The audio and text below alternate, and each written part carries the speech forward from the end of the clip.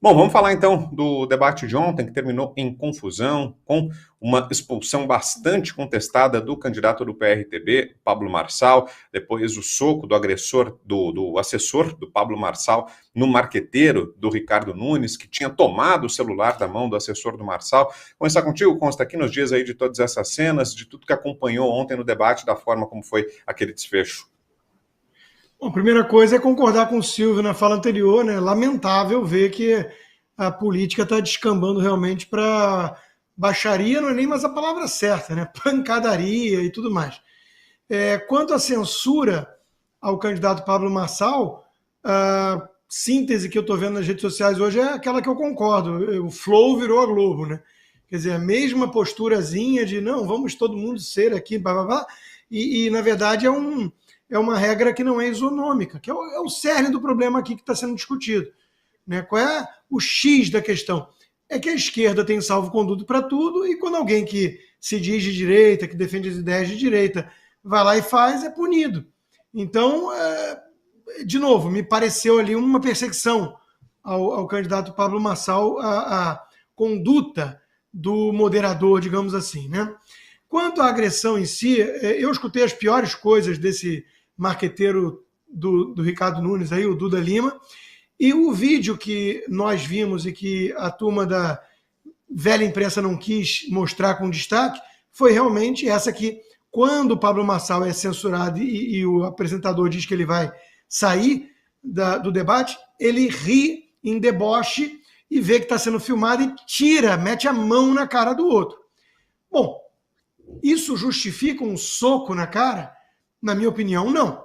Então, o artigo que eu escrevi hoje, Brown, foi condenando isso, lamentando a várzea que virou a disputa eleitoral, mas cobrando a mesma coerência de quem há pouco tempo atrás justificou, de alguma forma, passou pano para a cadeirada da Atena. Quer dizer, a única postura que a gente tem certeza que não se sustenta por 2 segundos de reflexão é: não, mas veja bem, o Pablo Marçal provocou, não, mas o Datena não podia fazer outra coisa, é legítima defesa.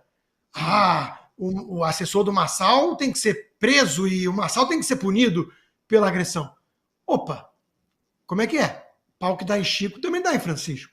Hoje a gente tem um mínimo de coerência, né? O Pablo Marçal agrediu o Datena com palavras. O Duda Lima meteu a mão na cara do outro. Na minha opinião, nenhum dos dois gestos justifica agressão física. E lembrando que cadeirada é algo mais grave do que soco. Então, eu não estou entendendo a postura de gente que passou pano para o Datena e agora está indignada com a violência, com o barraco, com a agressão na campanha. Essas pessoas perderam a moral. E para mim esse é o ponto. Eu escrevi sobre isso. A cadeirada do bem, a agressão do bem, ela vai criar monstros. O PSDB votou e 42 membros da comitiva votaram por manter o Datena. Disseram que foi legítima defesa. Até o Jair Bolsonaro andou escorregando e falou: não, veja bem, vai fazer o quê? E a ponto do Datena ligar para agradecer. Porra, isso é perigoso. E além de perigoso, é miopia se for alguém de direita como o Bolsonaro, porque não se deu conta do salvo-conduto, que só a esquerda vai ter liberdade para bater, e que aí vai ser um tribalismo onde uma tribo subjuga a outra. Porque isso está acontecendo no Brasil hoje. Hoje a gente tem uma democracia com regras isonômicas e todo mundo vai participar, desde a extrema esquerda, que é o Boulos, o Lula, até o que se chama extrema direita, ou metade da população vai virar e falar assim: esse sistema é corrompido. Não existe democracia. Existe censura para o meu lado, liberdade de agressão para o outro, e cadê? Isso é tribalismo. E tem uma tribo que pode tudo e a outra que só apanha calado. Então, isso é a receita certa, o caminho garantido para uma desgraça, para uma eventual guerra civil lá na frente. Isola. Então, Brown, ou a gente inclui todo mundo com as mesmas regras, com uma regra única, e permite o embate de ideias, de preferência, né? Ou a gente vai descambar para algo perigoso. Então, para mim, essa agressão e o duplo padrão que muita gente adotou, isso é só o começo do problema, porque o problema está ali, o outro deu uma cadeirada e a mídia passou pano, e o PSDB passou pano, até o Bolsonaro passou pano. Isso não vai acabar bem. Isso não vai acabar bem. O que mais as pessoas precisam ver para entender que isso não vai acabar bem. Eu estou aqui pedindo, botando panos quentes. Agora, tem gente falando assim, não, ele não pode fazer isso. Mas o Datena, é fofinho, é da mídia há tantos anos, tem pôster do Che Guevara no Office. É agressão do bem, porque o alvo foi o Marçal. O Marçal merece. Isso é argumento de nazista. O nazista argumentava que podia bater, né? Porque do outro lado tinha judeu. Não dá, gente, não dá. Isonomia. Uma régua só. Chega de duplo padrão. Aí nós vamos avançar. Se não, vamos para o tribalismo. Vamos para a guerra civil e o lado mais forte vai vencer, né? Mas vai vencer depois de muito sangue derramado.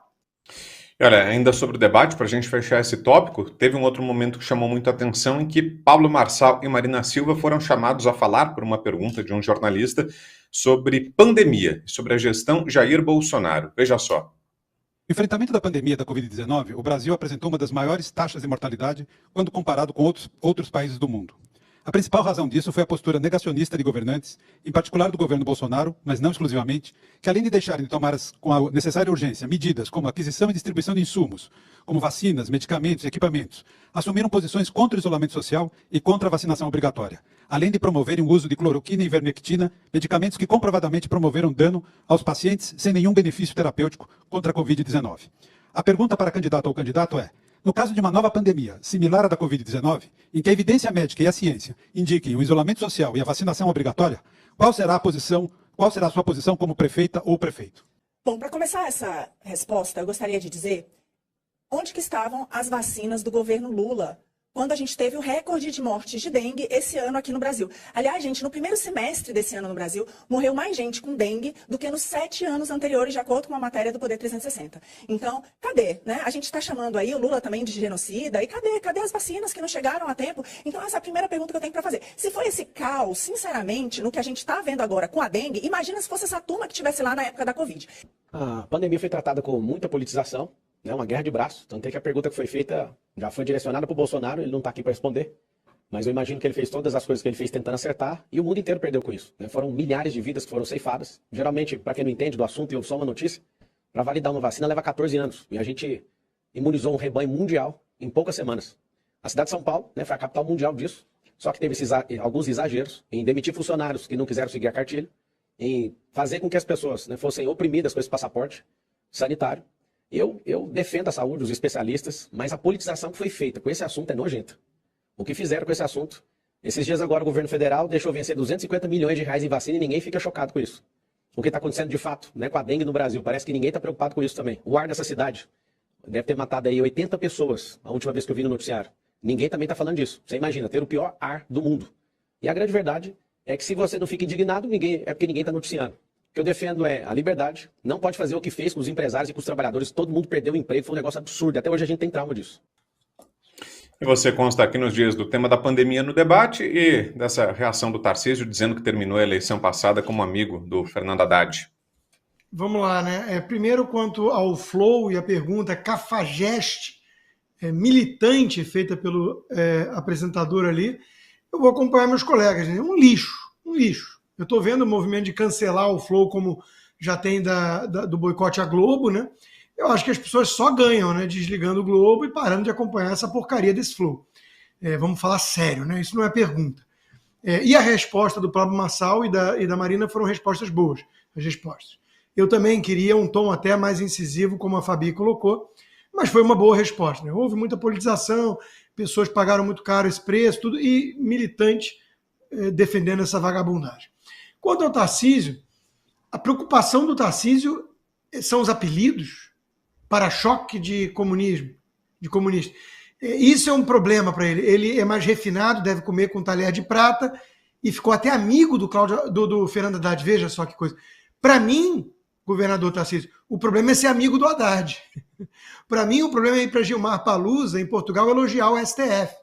Aliás, para mim mesmo, né, eu tenho lugar de fala, eu sou alvo desse sistema, estou com as contas bancárias há 2 anos quase congeladas, passaporte brasileiro cancelado e sob censura prévia no Brasil. Então, quando o governador do estado mais importante do país vai para Portugal elogiar o STF, isso me atinge pessoalmente. Então, eu prefiro pessoas menos refinadas que colocam uns apelidos em gente que é comunista ou para-choque de comunista, do que gente que fica amiga de comunista. É uma questão de critério aqui. O Tarcísio está tucando demais. Eu vi uma outra entrevista dele em que ele diz que o Nicolas Ferreira está errado, está equivocado na campanha contra o PSD, que o PL vai ter que apoiar o próprio Alcolumbre no Senado, que é o candidato do União, que tem o apoio do Rodrigo Pacheco, e que tem gente, como o próprio Ciro Nogueira, que também não se posicionou. Poxa vida, Tarcísio, então nós vamos depender para ser salvos no Brasil do Ciro Nogueira, do Valdemar Costa Neto. E ele ainda disse assim, não, tem gente no PSD que se posicionou, ele conseguiu citar 2 nomes, mas o tal do Irajá, de Tocantins, é filho da Cátia Abreu, já foi para cima do Nicolas, sentiu, né? Foi para cima do Nicolas, disse que o Nicolas é imaturo, não entende de nada de política e não pensa no Brasil. O Nicolas não pensa no Brasil. Quem pensa no Brasil é o Irajá de Tocantins, que está defendendo a posição de isentão. Não, veja bem, não podemos falar contra o governo. Nós temos uma pauta prioritária hoje no Brasil, o impeachment do Alexandre de Moraes, o resgate das liberdades básicas, do X, da democracia, do Estado de Direito. E tem gente meio alienada achando que o xadrez 4D é o Tarcísio ser tão pragmático, mas tão pragmático, que se confunde com adesão, com os colaboracionistas do regime de Vichy na época nazista na França.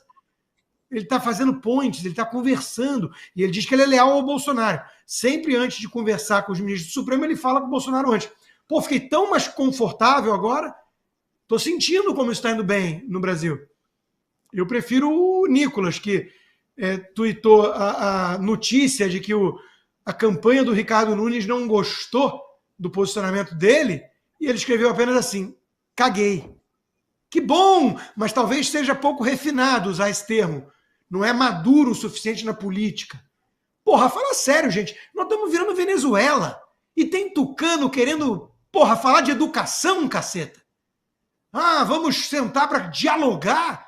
Vocês estão falando sério que vocês vão acordar na Venezuela depois e falar o 72 horas virou 72 anos que os comunistas estão no poder na China. Então vamos falar sério com o que está acontecendo no Brasil, vamos elevar o nível. Porque eu estou cansado de papinho de veja bem, estou conversando, não, é importante manter o diálogo, a conversa. Assim, porra, nós estamos sem o X no Brasil, cara pálida. O que mais vocês querem? Para fingir que existe uma normalidade institucional e que se ao menos a gente for educado com bolos, aí sim existe democracia no Brasil. Com a imprensa toda dando nota 3 a 5, de 5 para o Boulos e colocando o problema como o Marçal. O Marçal é o problema. O cara que está falando de empreendedorismo. O cara que está falando contra comunista. Esse é o problema. Esse é inaceitável, porque dá apelido. Agora, o Boulos é aceitável. O invasor de propriedades e a turma que joga coquetel molotov na Fiesp. O Brasil enlouqueceu. Aí eu falo isso, tem bolsonarista que vem falar que eu sou traidor, desleal e enlouqueci. Vocês estão escutando a voz de vocês? Estão vendo o que está acontecendo? Eu estou nos Estados Unidos, eu sou cidadão americano, porra. Esses vagabundos tiranos não vão me atingir, não. Já fizeram o que podiam fazer contra mim e eu continuo falando. Agora, vocês estão ferrados. Vocês vão passar pelo que mais para entender? Perderam o X? O que mais vocês querem? Mas vamos votar no Nunes, que aí o Brasil está salvo, com Tarcísio, Nunes e Kassab.